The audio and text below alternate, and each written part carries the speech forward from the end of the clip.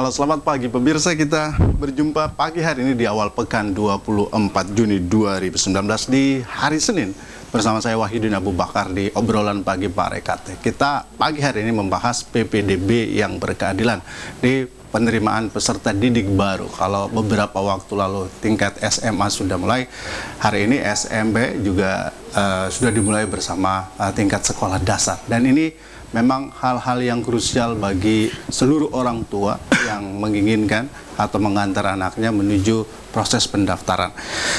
Apa yang menjadi menarik untuk kita lihat pada PPDB di tahun 2019 kali ini? Tentu banyak hal, ya, catatan-catatan penting, tapi kita tidak terjebak lagi setuju atau tidak setuju, tapi kita akan melihat bagaimana proses agar keinginan PPDB yang dalam substansi pemerintahan, misalnya PPDB yang berkeadilan, karena ini memang menjadi penting kita lihat agar substansi PPDB bisa memang terasa dalam pendidikan kita kali ini.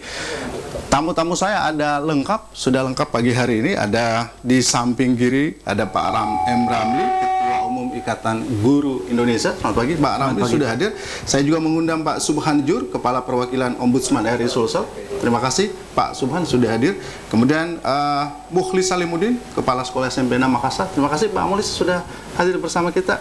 Kita awali dulu dari Pak Mukhlis ini. Ini kan hari pertama SMP untuk penerimaan peserta didik baru. Dibanding tahun lalu ke tahun ini ada substansi perbedaan dalam proses PPDB berbasis zonasi. Iya, saya kira tidak ada sesuatu yang berbeda yang sangat substantif. Ya. Cuma pada hanya pembagian pendaftaran saja. Kalau sebelumnya itu digabung dalam zona, kemudian setelah selesai zona ada dibedakan dengan jalur prasejahtera, kemudian jalur domisili, kemudian jalur prestasi. Sekarang ini dibagi dua. Untuk hari ini itu kita mulai dengan jalur non zonasi. Ada dua, itu prestasi dengan perpindahan orang tua. Iya. Ya, ini kan kedengarannya prestasi ditambah persentasenya. Ya, saya kira di situ proses, kalau kita mulai tadi proses PPDB yang berkeadilan, saya kira berkeadilannya di sana, karena selain bahwa anak-anak itu akan ditampung di sekolah sesuai dengan zonanya, mungkin kita juga akan memberikan penghargaan kepada siswa-siswa kita, peserta didik kita yang mempunyai prestasi, baik akademik maupun non akademik, karena ketika siswa itu memilih sekolah yang berprestasi itu disonasikan, berarti dia tidak bisa memilih sekolah di mana dia bisa mengembangkan prestasinya. Karena kita perlu tahu bahwa sekolah-sekolah itu tidak semua juga mampu mengembangkan dan membina anak-anak dari segala prestasi. Mungkin ada sekolah-sekolah tertentu yang mungkin ada lebih cenderung kepada seninya, olahraganya, dan akademiknya, dan yang lain. Olehnya itu dari situlah bahwa mereka harus mengembangkan prestasinya lewat keberbakatan itu yang dikelola oleh sekolah masing-masing, sekolah-sekolah tertentu. Ini kan biasanya PPDB semakin tahun semakin memudahkan. Ini karena basisnya online, basisnya yang sangat memudahkan lah para orang tua. Tapi kan masih kita lihat potret kerumunan orang tua yang datang ke sekolah dan lain sebagainya.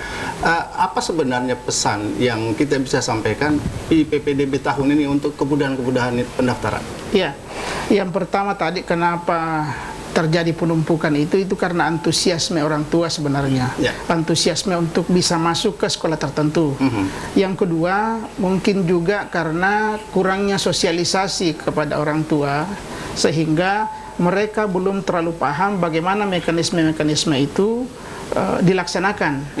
Nah, kemudian untuk kemudahan, kami sudah menyampaikan, saya di sekolah tadi kami sebelum bertugas ini kami briefing, kami menyampaikan bahwa kita tidak menyusahkan orang tua dari segala macam hal dokumentasi. Ya, nantilah setelah selesai tamat lulus, baru kita minta beberapa berkas-berkas yang dibutuhkan.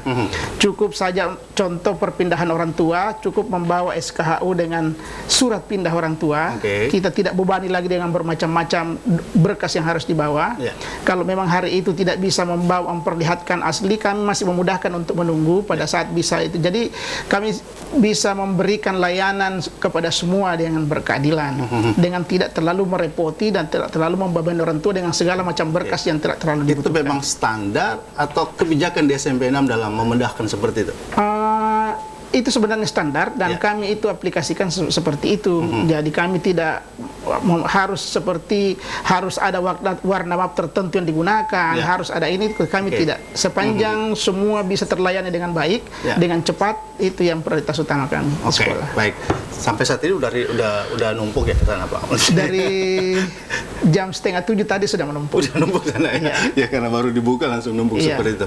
Baik, Pak Subhan, Ombudsman selalu memberi catatan kritis terkait dengan proses penerimaan peserta didik baru, dan tentu menjadi penting untuk kita lihat substansi zonasi kan berkeadilan, dan tentu pada bagian-bagian lain tentu harus diikuti prosedur administratif yang memang juga cukup memudahkan dan adil bagi semua. Bagaimana catatan Pak Subhan melihat proses tahun 2019 ini?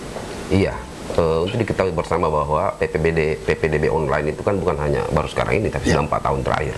Untuk jalur zonasi baru 2 tahun terakhir. Nah, zonasi ini kemudian memang ruhnya yang pertama itu adalah berkeadilan dan pemerataan. Cuma kan kemudian Permendikbud nomor 51 tahun 2018 ini kan cukup waktu sebetulnya pemerintah khususnya Sulawesi Selatan misalnya untuk mensosialisasikan. Cuma kan itu tidak kemudian disosialisasikan sehingga menimbulkan banyak masalah. Masalah yang pertama itu adalah ketidakpuasan dan tidak diterimanya jalur zonasi ini oleh kebanyakan orang tua, terutama terutama kalangan menengah ke atas yang tidak terima karena mungkin anak mereka tidak diterima di sekolah favorit. Itu yang pertama. Yang kedua, ketidakpahaman masyarakat sistem pendaftaran online sehingga mereka kemudian bertumpuk di sekolah, bahkan ada yang bermalam untuk mendekatkan diri ke sekolah supaya dia bisa mendaftar lebih cepat. Padahal pendaftaran kan by online. Ke sekolah itu hanya membawa berkas yang dipersyaratkan di online itu. Dan kemudian cepat tidaknya orang mendaftar tidak menjadi persoalan, tidak menjadi ukuran untuk orang mendaftar. Yang daftar pertama sama potensi lulusnya yang paling terakhir ya? Sama sekali. Nah, inilah kemudian yang menjadi persoalan karena pemerintah tidak siap dengan infrastruktur atau pemerataan guru dan segala macam, sehingga stigma cap sekolah favorit itu masih melekat, sehingga masyarakat selalu, orang tua terutama selalu ingin menyekolahkan anaknya. Kalau di SMA misalnya kita lihat pasti bertumbuh di SMA 17, SMA 5, kemudian SMA 1 bagi pejabat dan pengusaha. Nah, ini kemudian membuat sekolah-sekolah yang di pinggiran tidak kebagian. Kalau dulu, sekarang ini dengan sistem zonasi, maka itu berkeadilan buat orang tua, orang masyarakat juga buat sekolah. Karena semua sekolah mempunyai kesempatan yang sama untuk mendapatkan murid yang sama, jumlah kuota yang sesuai dengan porsinya, dan mendapatkan siswa yang pintar. Nah, kalau dulu kemudian adalah berkumpulnya semua siswa pintar itu di sekolah-sekolah favorit yang dalam tanda kutip dianggap favorit. Ini kan favorit difavoritkan. Sehingga dengan zonasi sekarang ini banyak protes nih. Adil buat mereka yang orang miskin dan mungkin prestasinya tidak seberapa tapi diterima di sekolah yang dia inginkan, tapi tidak adil buat mereka yang banyak uang atau sekolah menengah ke atas tapi tidak diterima anaknya di sekolah-sekolah favorit karena basis zonasi. Nah, jadi mereka mengartikan keadilan itu ketika anak mereka diterima di tempat yang mereka inginkan. Padahal zonasi ini sangat bagus sebetulnya. Dengan memilih 3 sekolah, orang bisa saja kita lulus di 3 sekolah, tapi ranking tertinggi dia akan diterima di situ. Misalnya dia memilih SMA 17, SMA 5 dan SMA 9. Tapi dia bertempat tinggal di daerah Talak Salapan sana, maka ranking tertingginya dia di SMA 9. Maka dia akan masuk di SMA 9 dan itu adil. Tapi menurut dia ada temannya yang bodoh, rankingnya dibawa di SMA 17, tapi kenapa dia bisa lolos? Karena ranking tertingginya dia di SMA 17, dan ranking posisi zonasinya dengan nilai tertinggi di ranking tertinggi dia di mana di SMA di 3 pilihan itu dia ranking tertinggi di situ. Artinya secara administratif ini memudahkan. Sangat memudahkan. Dengan sistem begini, selain memudahkan juga berkeadilan, dan itu bisa dijawab. Nah, kan kemudian orang memprotes kenapa anak saya tidak diterima di situ. sedangkan pilihan pertamanya di situ. Karena itu kan mungkin jarak rumah, itu jarak rumah, jarak sonasi yang paling tinggi nilainya, itulah yang sangat menentukan. Jadi kalau Anda memilih SMA 17 kemudian bertempat tinggal di Dayak atau di Taman Ria, maka pilihannya pasti akan jadi SMA 21. Oke, secara overall begitu. Tapi bagaimanapun kan setelah proses ini kan masih tetap harus ada proses administratif ke sekolah dengan berbagai administrasi yang ada. Kalau Pak Mullis di SMP tadi menyatakan ya sudah tidak ada lagi warna map, sudah ada ini kan biasanya ini menjadi bagian penting yang selalu mendapat sorotan tiap tahun di setiap penerimaan peserta. Kemarin yang sangat meresahkan dan blooming itu adalah ketika masyarakat diminta untuk memverifikasi atau mensahkan kakaknya di kartu keluarga di Dukcapil, sehingga bertumpuk. 2 hari itu bertumpuk dan sangat membuat macet di situ, dan saya datang di sana untuk menyuruh mereka pulang karena mereka, saya pikir ini tidak harus seperti ini karena sudah dari awal sudah ada online antara Disdukcapil dan Dinas Pendidikan, dan itu kan kalau orang seperti tadi dikatakan, kalau orang sudah lulus baru kemudian kita verifikasi apa betul. Nah sekarang yang timbul persoalan adalah kecenderungan orang memindahkan anaknya 1 tahun, karena aturannya begitu. 1 tahun sebelum PPDB online, maka dia sudah dilihat kakaknya, ternyata dia berpindah 6 bulan, maka itu otomatis itu palsu. 1 tahun pun bisa palsu. Nah, kalau itu sekarang bisa kejadian, gampang sekali sebenarnya melacaknya. Tinggal kita minta data di Disdukcapil, siapa sih anak yang berpindah? Apakah betul dia berpindah atau hanya dipindahkan sementara ke tempat-tempat di dekat? Karena kejadian jadi ada beban sekolah lagi dong verifikasi di situ ya. 2017 saya membatalkan 7 orang yang lulus, yang awalnya lulus karena di kakaknya itu mereka bertempat tinggal di sekitar sekolah. Setelah kita teliti bahwa itu hanya dinebengkan saja, bahkan ada dinebengkan di tukang asan di masjid situ, atas pengetahuan dia. Nah setelah kita teliti ternyata ini dipindahkan dan merugikan orang-orang yang seharusnya lulus bertempat tinggal seperti itu. Nah kemudian kita masukkan orang yang seharusnya lulus itu. Jadi banyak cara ya, banyak metode mengakali cara yang dalam hal ideal seperti itu. Baik, Pak Ramli. Satu lagi, ada juga cara yang mengakali gini. Ada juga kalau saya harus menyampaikan kepada Pak Kadis Pendidikan Provinsi bahwa operator itu dibutuhkan juga orang yang berintegritas. Operator sangat menentukan jarak orang. Kalau saya tidak menginginkan Pak Ramli masuk di SMA 17, maka saya bisa tarik garis jauh. Kemudian saya menginginkan saudara Wahyudin untuk masuk di situ, maka saya akan tarik jarak rumah Pak Wahyudin mendekati sekolah itu. Itu salah satu cara.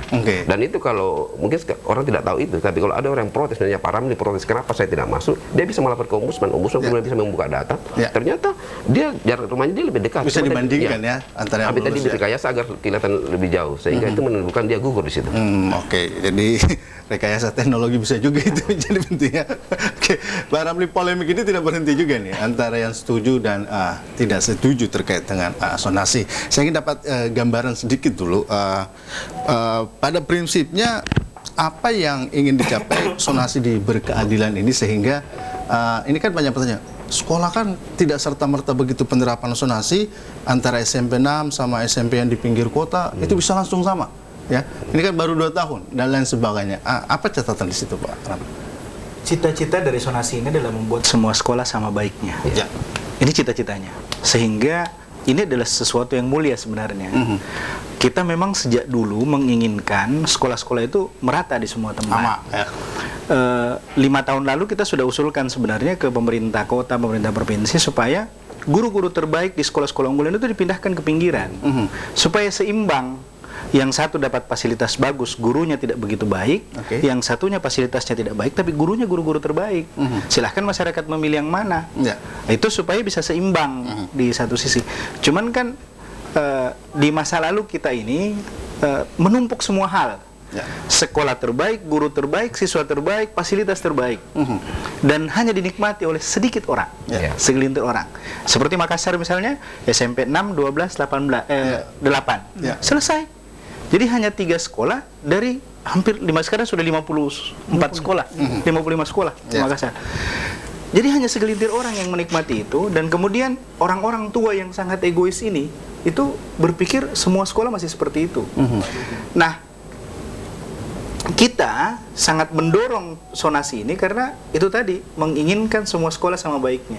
Kita berharap suatu ketika sekolah di Papua sama dengan sekolah di Jakarta, sehingga ujian nasional itu bisa dilaksanakan dengan baik karena ada kesetaraan. Sekolah terbaik di Bandung sama dengan di Maluku sana. Nah, karena ada kesetaraan.